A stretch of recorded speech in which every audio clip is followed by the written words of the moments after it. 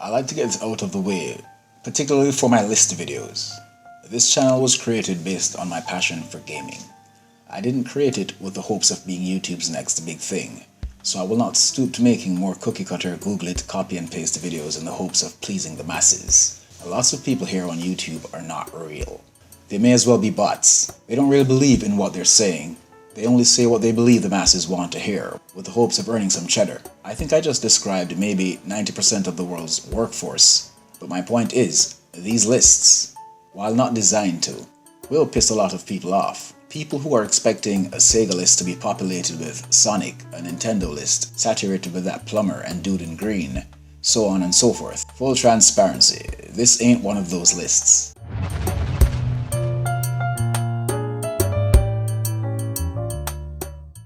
The Sega Saturn played a major role in my overall development as a child, an adult, and a gamer. I suspect that when I say things like this, they may come off a bit pretentious and deeper than necessary.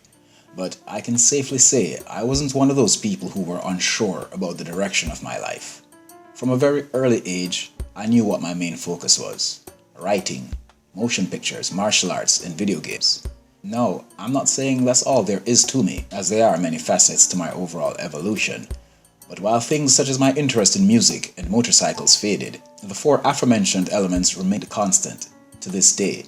So, as with the Sega Master System being my first 8-bit console, and the Genesis being my first 16-bit, the Sega Saturn was my first 32-bit.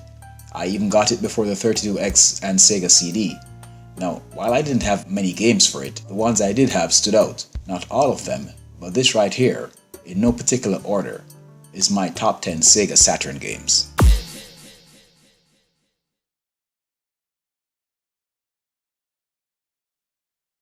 Last Bronx! Published and developed by Sega and released on the Saturn in 1997, Last Bronx was a fighting game that didn't get much love. It's a weapons-based fighter that allows you to pick from 8 different fighters, all with their own unique fighting styles, who are all masters of their various weapons. The story is about gaining control of the streets, but as with most fighting games of yesteryear, the story takes a back seat.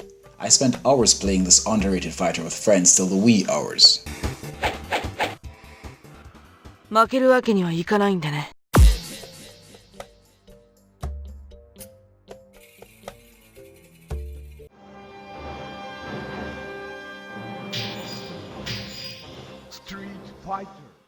Released by developer Capcom and publisher Acclaim August 10th, 1995, Street Fighter the movie has a reputation of being one of, if not the worst Street Fighter game released. Now, I obviously disagree. My favorite action star from the 90s was Jean-Claude Van Damme, and although I understood that most of the movies he made or starred in were pretty bad and best left in the 90s, to this day I will watch any movie he is in at least once, and Street Fighter the movie was no different. The movie was embarrassing to watch, with all the liberties Hollywood took with the franchise. The acting was horrible, but the worst offender was the action. It seems like, of all the Street Fighter characters depicted in this film, Van Damme was perhaps the only cast member who actually knew martial arts.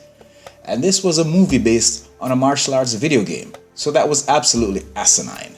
Similar to what was done with the MK films, Johnny Cage and Sonya Blade comes to mind. And in this game, even the apparently motion captured actors still didn't know martial arts, and it shows. All that aside, I still enjoyed this game, as all the Street Fighter mechanics that I needed were in place. So as goofy as it looks, I still had a decent time with it. The arcade port, which is noticeably better, also has Akuma in it. He also looks silly, but I guess it's the thought that counts. Round 1, fight!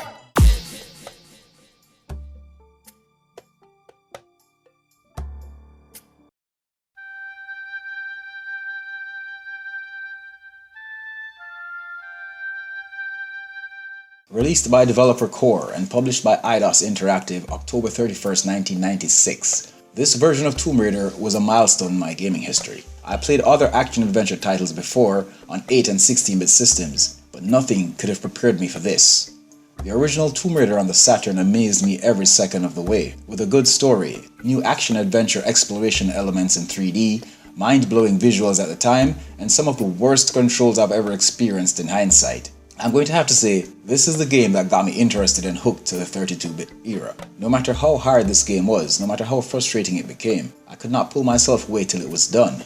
I lost interest in the franchise by part 3 and never quite returned, but I do have the new trilogy and will be giving it its fair shake as soon as I find the time. You could leave tomorrow. Are you busy tomorrow?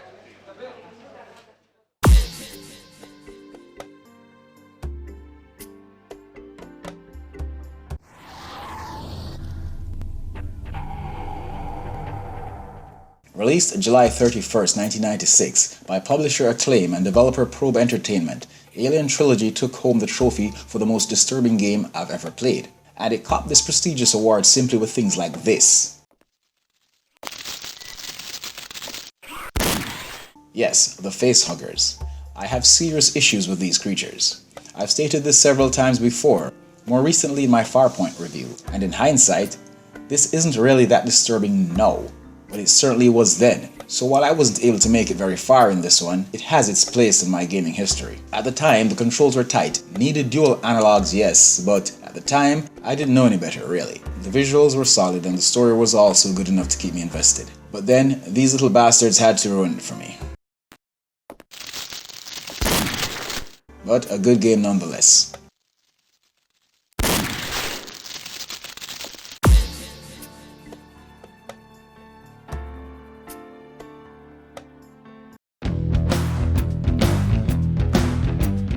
Released November 30th, 1996 by developer Gremlin Interactive and publisher VR Sports. VR Soccer 1996 arrived just in time. I was almost done with soccer games by this. They got too complicated for my liking, and I believe are now best suited to true soccer enthusiasts. Today, I couldn't give two shits about any sport.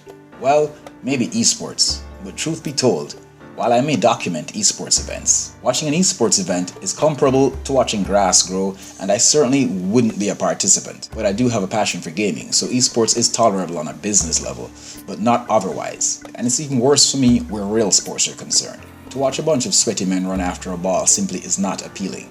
But back in 1996, I did love this game. The controls were good and easy to get into, the visuals were sufficient, and I loved the opening music.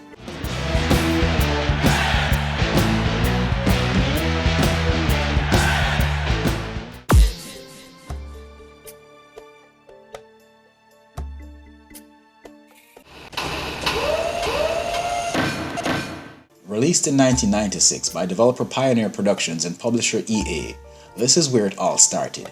In these days, it was called Road and Track Presents The Need for Speed. This was perhaps my first foray into the world of 32-bit driving games. And while it seemed really unbalanced with some senior rubber banding issues and a very limited car selection that made very little sense when I think about it, as you could race a Supra against a Lamborghini, which further added to the imbalance. To say the first Need for Speed was rough around the edges would be an understatement. But rough edges, flaws and all, it was a milestone in my gaming history and led me to a great appreciation for racing games in general.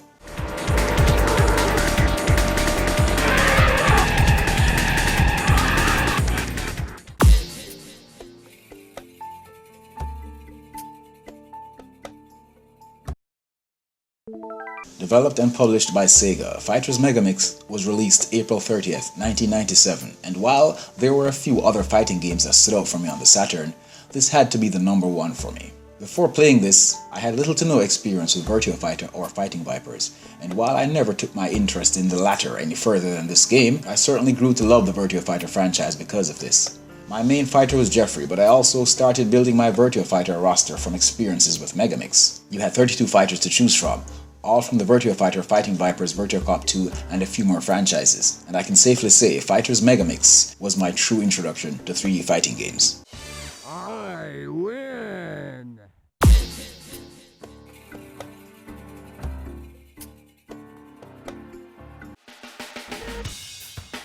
Released October 31st, 1996 by developer Gremlin Interactive and publisher Interplay, Loaded was when top-down shooters got real. You take on the role of one of 6 psychopaths and shoot your way free from the savage planet you currently inhabit.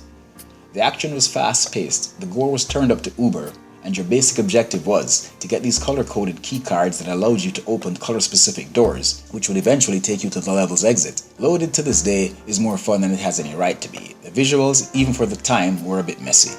There were no twin-stick shooters around either, so the controls today, like most games on this list, were questionable. But I guess Guts and Gore had a way of concealing mediocrity back in this generation. And as bad as it looks now, it's one of the very few games on this list I'd happily pick up and play today.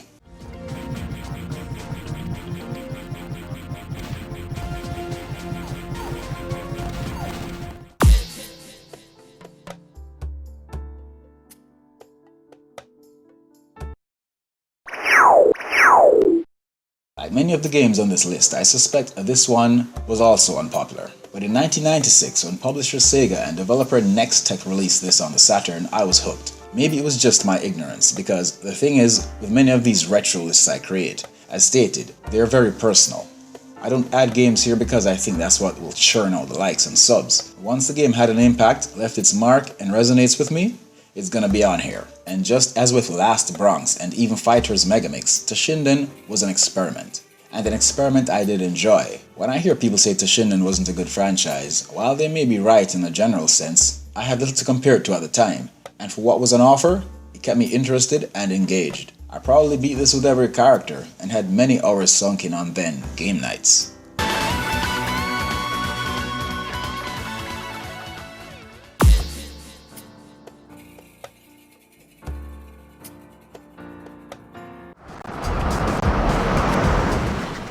Released December 31st, 1996 by publisher Fox Interactive and developer Pro Entertainment, Hard Trilogy is definitely up there in my top 3 favorite Sega Saturn games.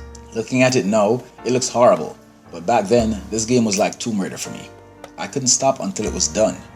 Unlike Tomb Raider, however, I didn't like all this title had to offer. It's a trilogy, and with that, you're able to play 3 different Die Hard movies. But I found no joy in Die Hard with a Vengeance or Die Hard 2. Those were designed very different. One was a light gun style game like Virtua Cop, which wasn't nearly as good, and the other was a driving game where you had to find bombs throughout the city before they exploded. But part 1 was it for me, a third-person shooter where you made your way from the parking garage all the way to the top of Nakatomi Plaza, and that's what makes this title one of the greats. I love the gore, the voice acting, and even the visuals. Yippee-ki-yay!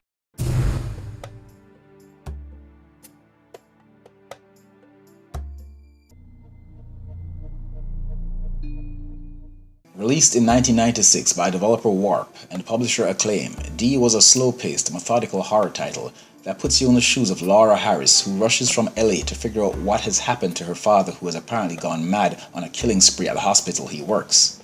I say slow and methodical because the minute D starts up, the first thing you'll notice is the pace your character moves and how deliberate and linear the game feels, for lack of better words.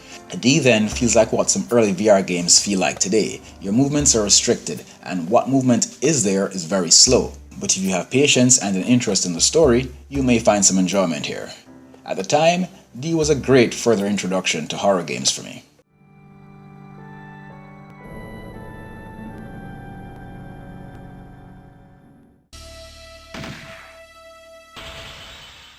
Released in 1995 by publisher and developer Sega, Virtua Cop symbolizes the golden era of light gun rail shooters.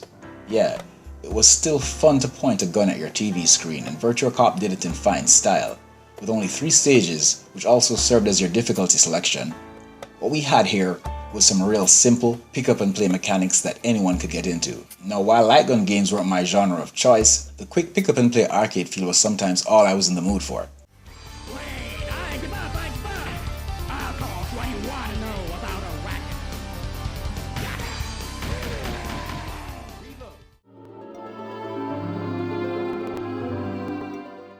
A Sega Saturn and CD exclusive developed by System Secom and published by Sega, The Mansion of Hidden Souls reminds me of D. Much like D, the movement is very linear and slow. You speak to creepy floating heads and attempt obscure puzzles as you make your way through this haunted mansion and figure out what went down with those before you who have vanished with very little trace. Oh, a customer. We're rather busy right now. Could you come back later? Sorry.